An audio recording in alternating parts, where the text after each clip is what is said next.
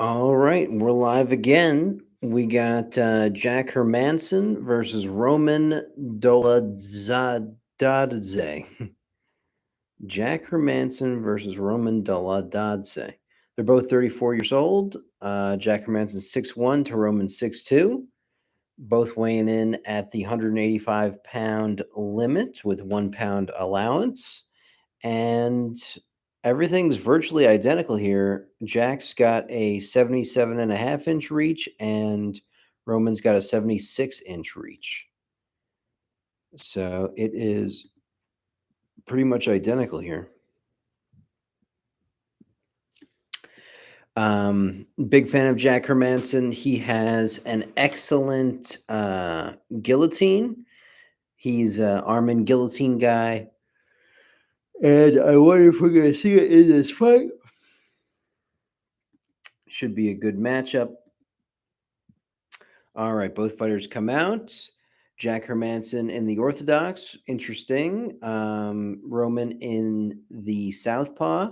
Jack Hermansen fakes a Superman punch and then comes in with another attack, but then a sidekick to the leg from Jack Hermansen, really showing some wild techniques to start out here. Throws a strong leg kick to Roman's leg, being really aggressive at the start. And another kick to the head attempt there from Jack Hermansen. Roman sort of blocks it. The thing about kicks to the head that's tough is um, even if you block it, you don't block it all the way, essentially. It's a really difficult technique.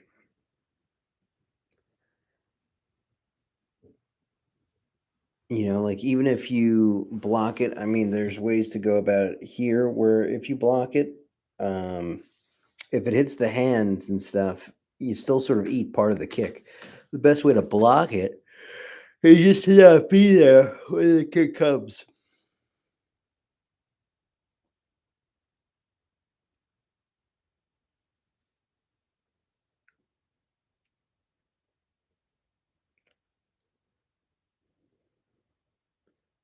Jack Hermance with a beautiful takedown there. Roman on a arm and guillotine. Oh, and now switching to a no arm guillotine. This looks tight. Oh, but Roman escapes. One thing that's really important in MMA Jiu Jitsu is you need to have a really good guillotine and you need to have immaculate guillotine defense. It's something that's constantly done and constantly a conversation. Oh, a beautiful pendulum sweep there from Roman. Use it to try to get to the mount, but ends up in a back body lock here. What a wild scramble. It's also important when you're doing a back body lock to make sure your head is facing the correct way. If your head is facing a certain way, then the guy can reach back and get a whizzer, which is an overhook on you.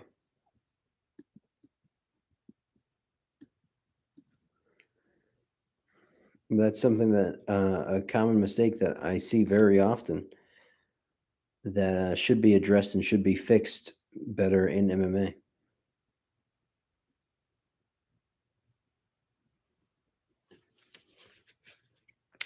1 minute 50 seconds left in the first round here. And we got a clear fight on our hands. We got this fight with Jack Hermansen, and then we got Tuivasa next.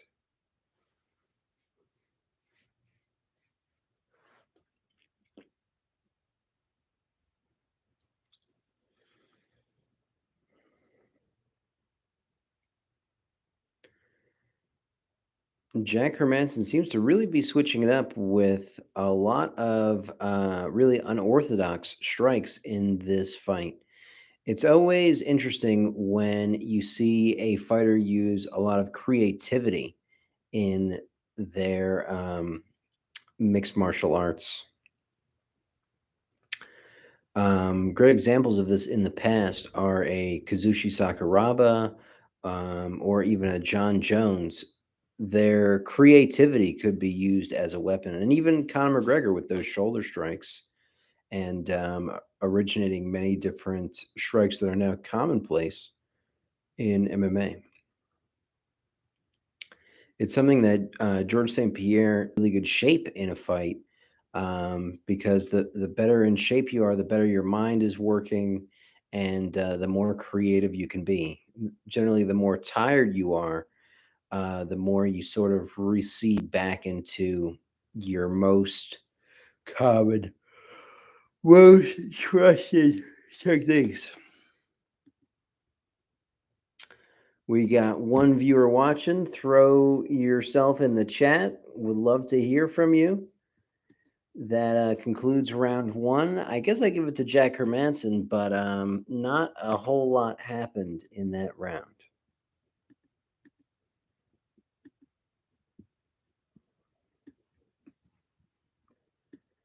I mean, there was a takedown, there was a guillotine attempt, there was a attempted sweep, and then they got back up, and some unorthodox strikes. But not the most eventful round I've ever seen in my whole life.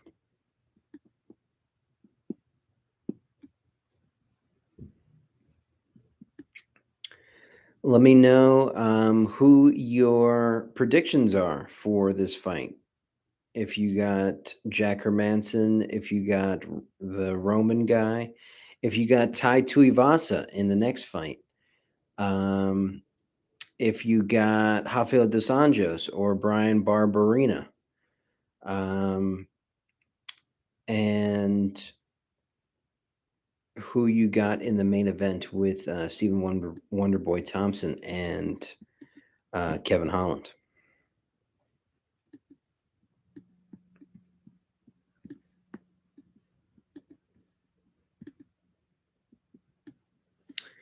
All right, round two, here we go.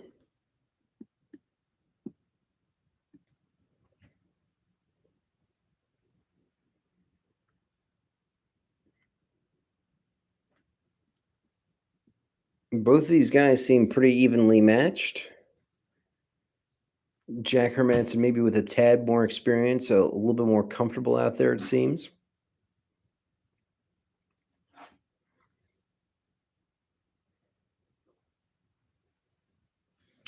Jack Hermanson is definitely a tough guy. I mean, interesting there. Interesting. Jack Hermanson shot in for a sort of double leg kind of takedown. But it's an interesting thing, like ideally, and especially when you're first taught takedowns, you're taught to like shoot in and make the takedown one motion, that you don't want to make it two motions. But sometimes you just got to shoot in to get close enough to them. Um, and making it a multiple motion thing could actually be more beneficial than hurtful. They're showing the leg kicks too. Hermansen's got 17 leg kicks that he's thrown, and Roman Dolodze um, has not thrown a single leg kick.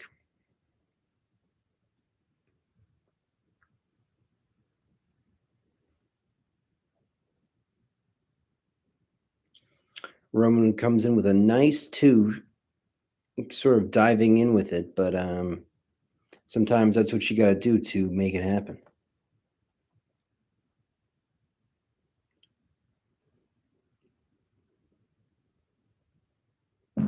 Pardon me.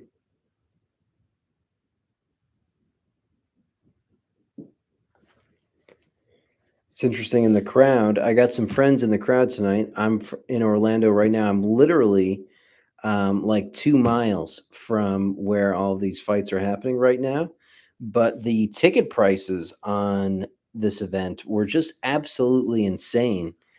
Um, it was $175 for the nosebleeds, the seats all the way up at the top, and it was $300 to $400 to just get a mid-range seat. and then it's thousands to get a seat real close. Ooh, Jack Hermansen with a beautiful double leg takedown into a body lock pass, and Roman trying to set up this same sweep where he's on an arm lock attack here. This could be trouble.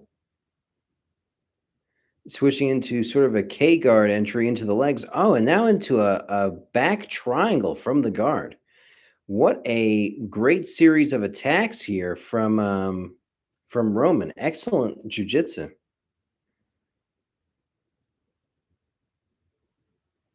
Wow, good stuff there. And he was going for a leg lock, and he's in a calf slicer now. This might be it. This is a really deep calf slicer. Oof. Roman in a great position here. This is a terrible spot to be in. This is a beautiful, beautiful position that Roman has found himself in. I don't know how Jack Hermansen's going to escape from this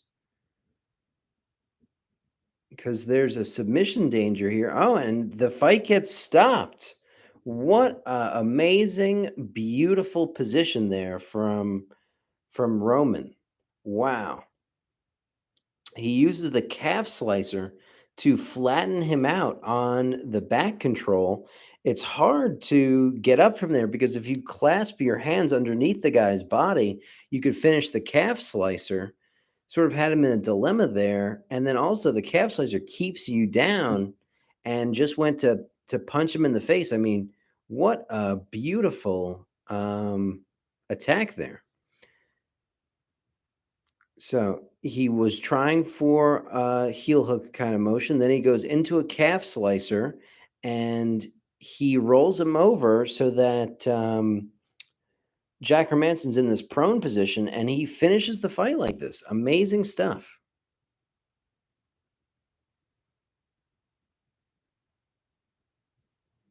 Wow.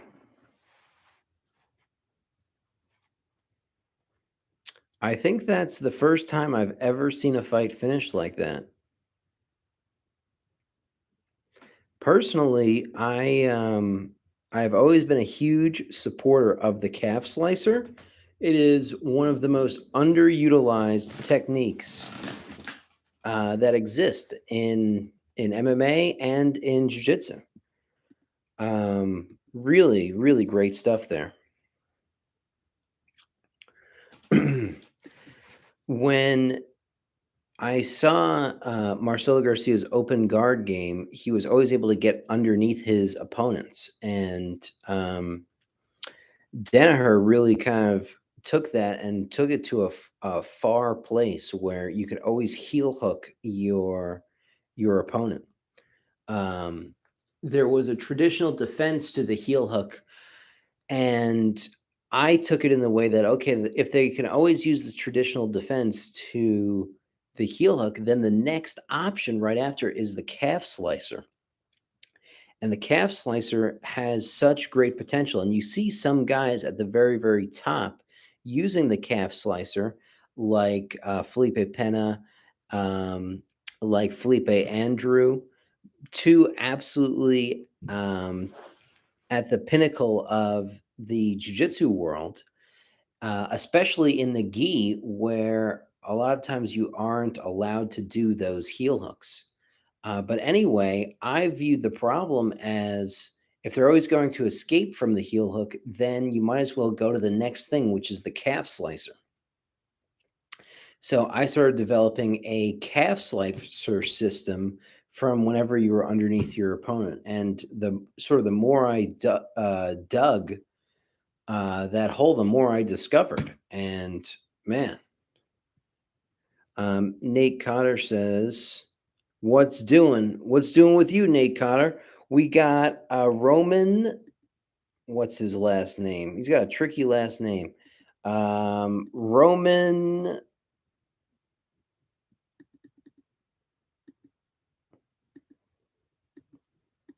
Roman. Doli.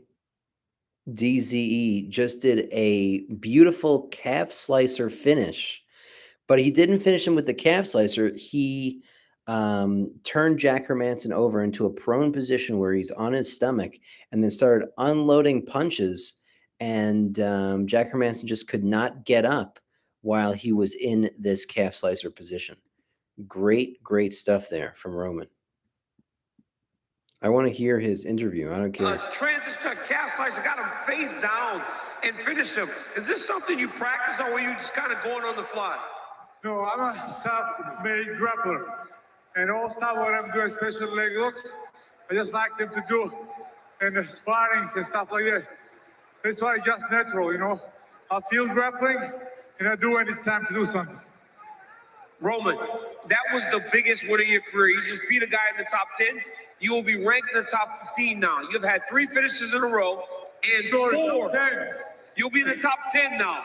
You've won 4 in a row and 3 finishes in a row. Yeah. Who you want to fight next, Roman? You know, it's with all respect. Khamzat, I think, will not make anymore. 170. Then I'm here, top 10 ranked, 185er, and welcome. I'm ready for it. He will be for sure someone top ranked. I'm here. My man, congratulations, massive call out. Ladies and gentlemen, give it up for Roman Dolidze. Aiming high, calling out the welterweight contender Khamzat Chimaev, and you heard. That's amazing. I love that calf slicer. My friends are watching the fight right now. They're there. I'm literally in Orlando. I'm 2 minutes away. I could almost walk to the arena. But hey, look at that. I'm on I'm on live right now. I've never seen that before. It says that there's 3 people watching, but it only says that there's 2 watching on here. But I got a message from my friend. I mean, did you see that calf slicer?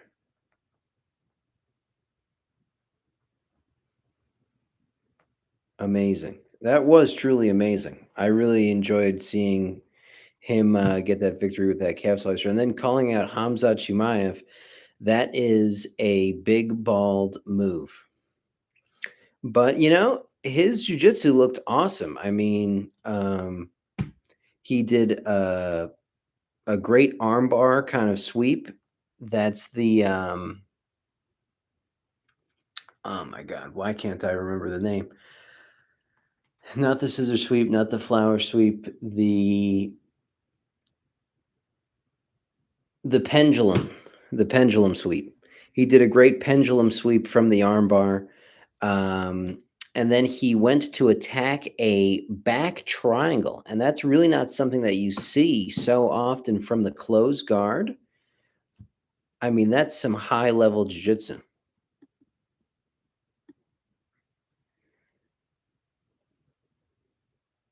Chris W says he's got a slick ground game. Jack should have been wary after his first takedown. I agree. You know, I think Jack Hermansen was doing a great job on the feet. And I know, like, Jack Hermansen, his style is very much that of a wrestler, and he likes to take down his opponents.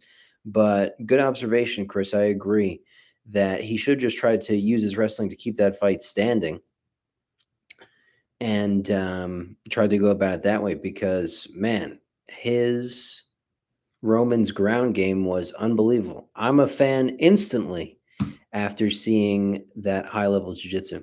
He tried to do this like K guard entry into the legs, and Jack Hermansen blocked it in the front, but Roman used the sense that he was blocking it in the front to be able to get his leg around in the back and go into sort of a reaping kind of situation.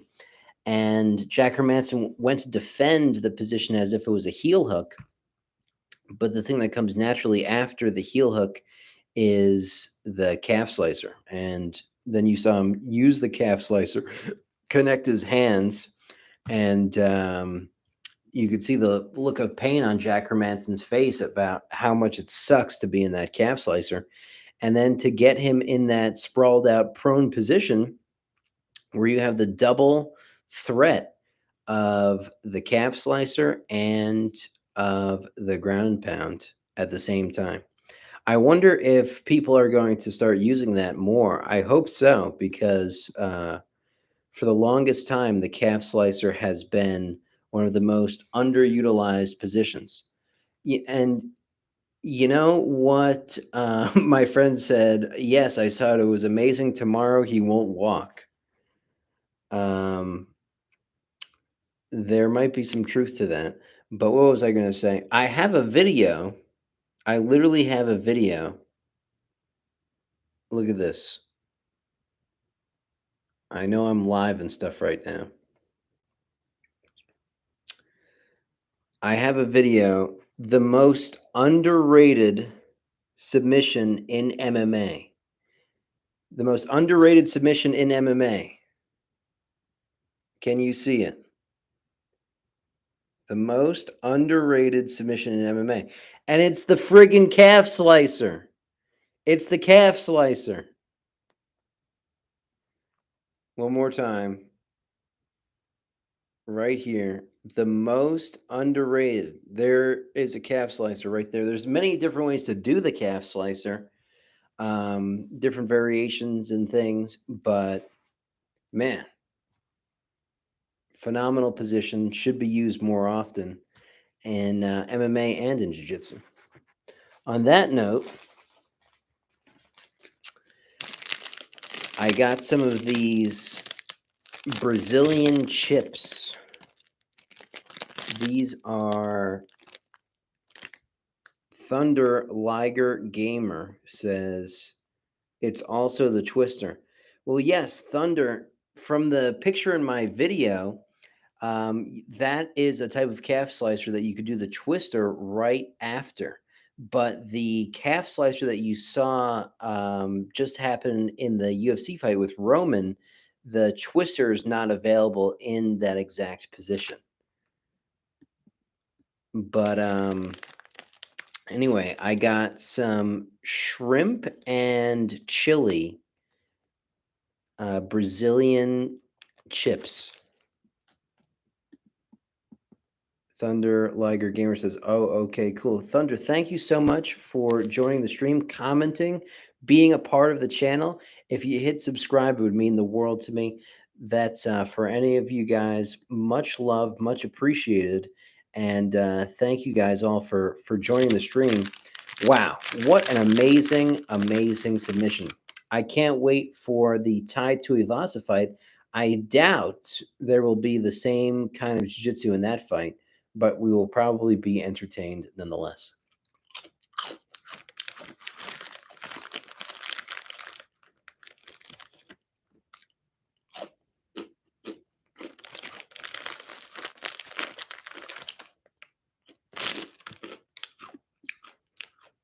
Thunder says, "Who you got?"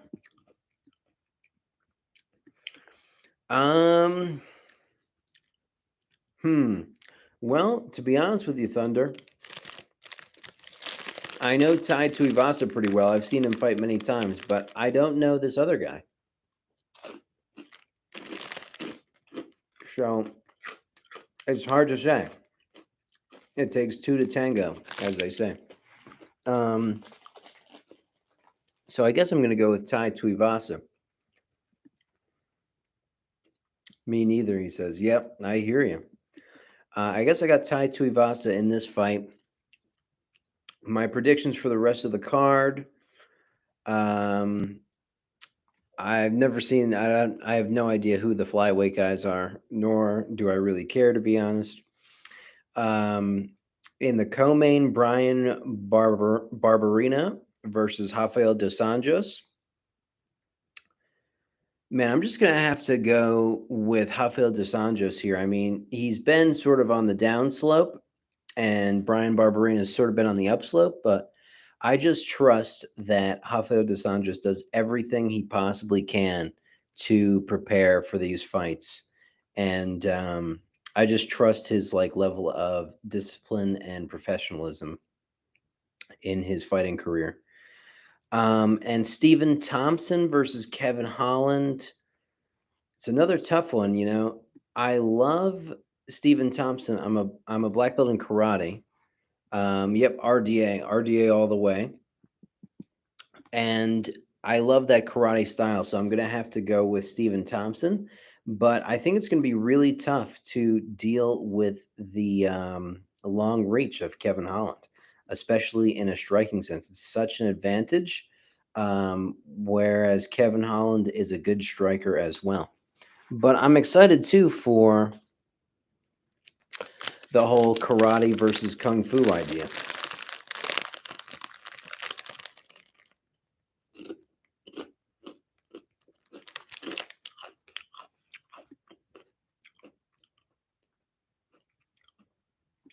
Chris W says I gotta go with Kevin. Should be a good one.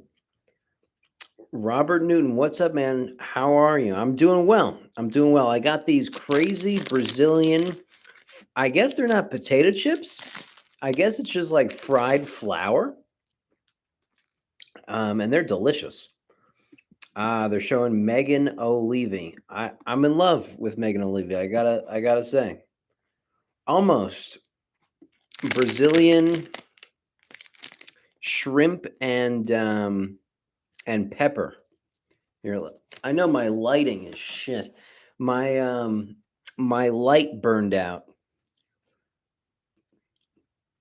But let me see here. I'm gonna get better lighting for you to see.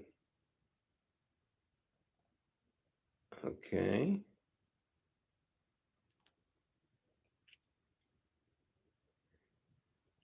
There is. Yep.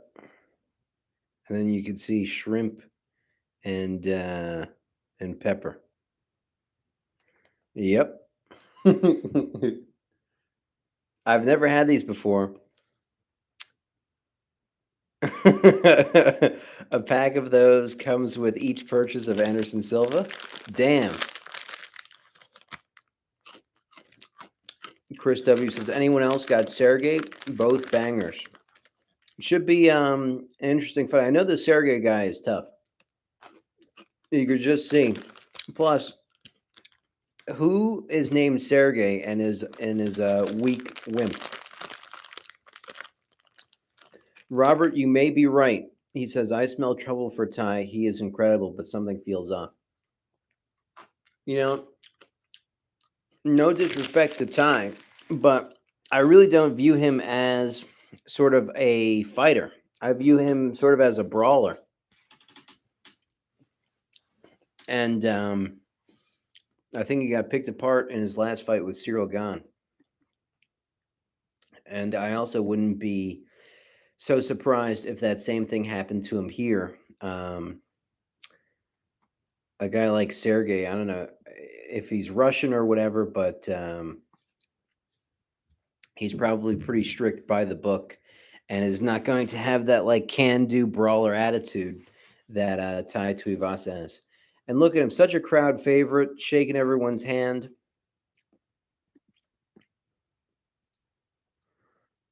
That's a great point, Robert. Robert says, but no one cares if he loses. Same with Nate Diaz. And yeah, if he just added more technical ability and matched it with his brawling, he would be great. I agree, Robert. Great points from the chat here. Usually, the chat is supposed to be saying stupid stuff, but you guys are on the friggin' money tonight. Much love and respect to all you guys. Chris W says, I mean, he even caught Gain a few times. He's a technical street fighter. Robert Newton said, oh, I could be stupid, trust me. And then he goes, that's fair, Chris. I'm sure we all can. I'm sure we all can. You know, I saw one of the smartest guys on the Lex Friedman podcast say that he could be a dumbass at times too, you know? And it was just funny because Lex Friedman totally agreed with him. And I consider Lex to be highly intelligent and the guy on his podcast to be highly intelligent. And we all have that dumbass tendency with us. What did Socrates say? I'm smart enough to know that I know nothing. Robert says Jake Paul can beat Mike Tyson, obviously. All right. Calm down, chat. Calm down. This is now we're veering off into ridiculous, stupid land. Exactly. Robert said, yeah, that's stupid. Ty needs a little more technique, but I do think he will win tonight. LOL. Good stuff, guys. All right, Ty Tuivasa, 29 years old. To Sergey's 30. Tai Tuivasa 6'2" to Sergey's 6'3". Tai Tuivasa 266 to Sergey's 255. Ty's got a 75-inch reach, and Sergey's got an 84-inch reach. Wow. 84-inch reach is ridiculous. 84-inch reach is longer than John Jones. That's insane. I wonder who's got the longest reach in the UFC. Is it Ngannou? Who's got the longest reach in the UFC?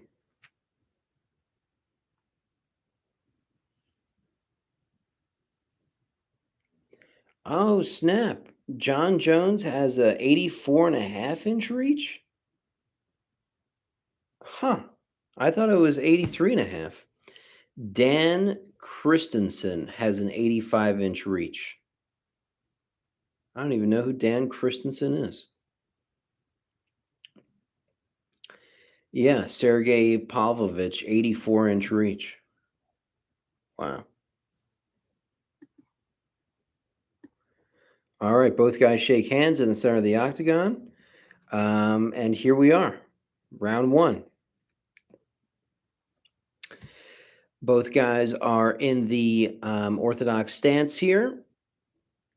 Both guys trying to find a place for their jab. Tai Tuivasa tries a opening leg kick. Ooh, Sergey with some big punches in the start. Tai Tuivasa answers some in return. This is a quick fight. Sergey on top, throwing some major bombs. This might be it. This might be the end of the fight here. Tai Tuivasa in major trouble here. Tai Tuivasa's got some bad marks on his face. Oh, Tai Tuivasa gets hit again. It's dangerously close to being stopped here. Tai Tuivasa's been rocked many, many times. This might be it. That's it. They wave it off. Jeez Louise, that was a fast one. Oh my goodness. Ay, ay, ay. Ay, ay, ay. Tai Tuivasa's face is all... This is what Tai Tuivasa's face looks like right now. Oh my gosh. Yikes. Yeah, that fight was about 20 seconds. They're doing the slow-mo replay of the finish. I think it's the whole fight. Oh, man. That Sergey guy ain't no joke. You damn right. You damn right. Yikes. Oh, my God. Those guys were just throwing crazy bombs. Robert asked, so Ty landed some heavy shots and didn't hurt him? Well, the fight was only like 20 seconds, so there wasn't many exchanges. Ty tried to land a couple things. Maybe he hit him once or twice, but nothing that was really sort of significant. I mean, Sergey just sort of went Russian, I would kill you mode and just started wailing on him from the beginning. Wow. So I don't know if you could say Ty landed heavy shots.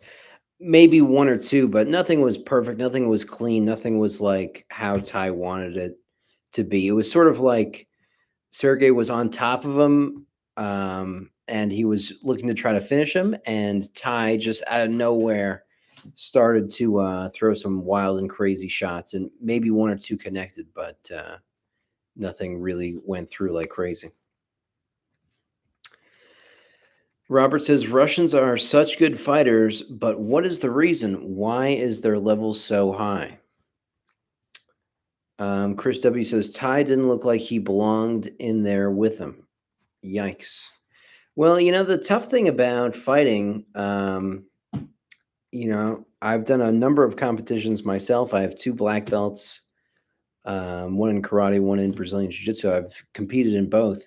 It's just like when you go out there and things just start snowballing downhill, it just kind of snowballs badly, and you just don't look good. Um, I mean, granted, there are fights that both fighters look close and stuff, but when things really just start not going your way, that can snowball really fast, and it looks like you don't even deserve to be in there with the guy.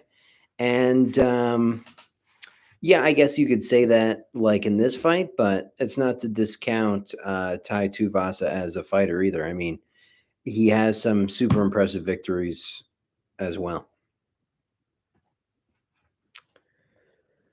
Why are Russians such good fighters?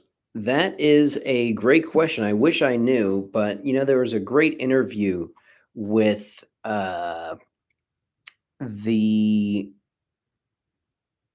the owner of AKA, which is the place that Daniel Cormier, Khabib, Luke Rockhold, and all those guys train at. And he was saying that he was in Russia with Khabib, and they were just at like a regular picnic, and the kids of that were playing in the Russian sort of picnic outside were wrestling, and that's just like part of their culture, part of how they play and how they are, and how they kind of grow up. So when you're playing with your brothers, and it's like ingrained in how you sort of are grown up, then you can raise your skill level so much higher.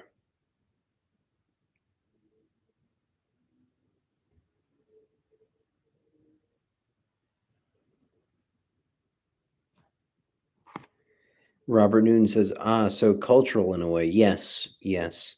I believe it is part of their culture. Robert says, I want to make a candid point. So let's see what Robert's candid point is. Wow, they're showing the replay of the fight. Jeez. I mean, these are just friggin' cannons. They're both being hit with cannons.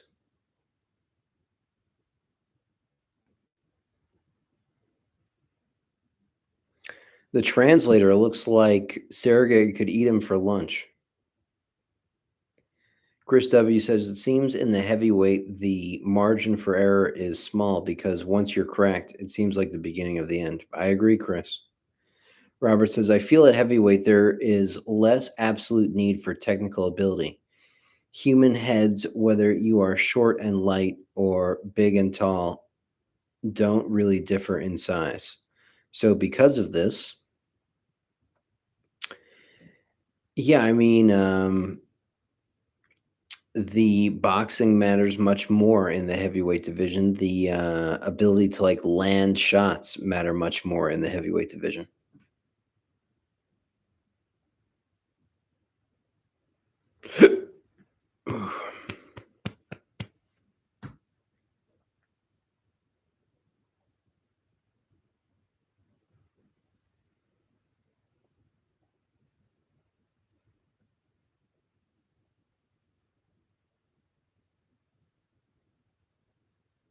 I'm waiting for Robert Newton's answer.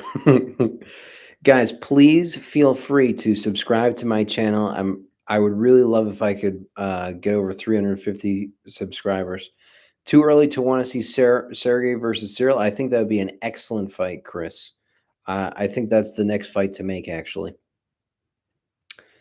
Robert says, so the ability to avoid shots is more important, but the ability to land them isn't necessarily needed to be as technical because you could load up and pray one of your heavyweight power shots land. I hear you, Robert. I agree. You see a guy like John Jones. I mean, I sort of feel like this is a very important thing in the light heavyweight division as well. John Jones made his whole sort of style off of having good defense first, and then being able to start to win the fight from there. Yeah. He says, I'm not taking anything away from fighters. It's just a difference in divisions. I agree. And then you see like the lighter weight guys, you see fewer knockouts in that division, like the Davison Figueiredo versus the Mexican guy. What's the Mexican guy's name?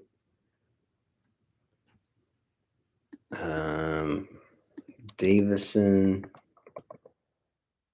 Figueiredo, Brandon Moreno. You see Davison Figueiredo versus Brandon Moreno. They just Moreno. Thank you, Chris. They fight each other forever. It's just round after round after round after round, damage after damage after damage.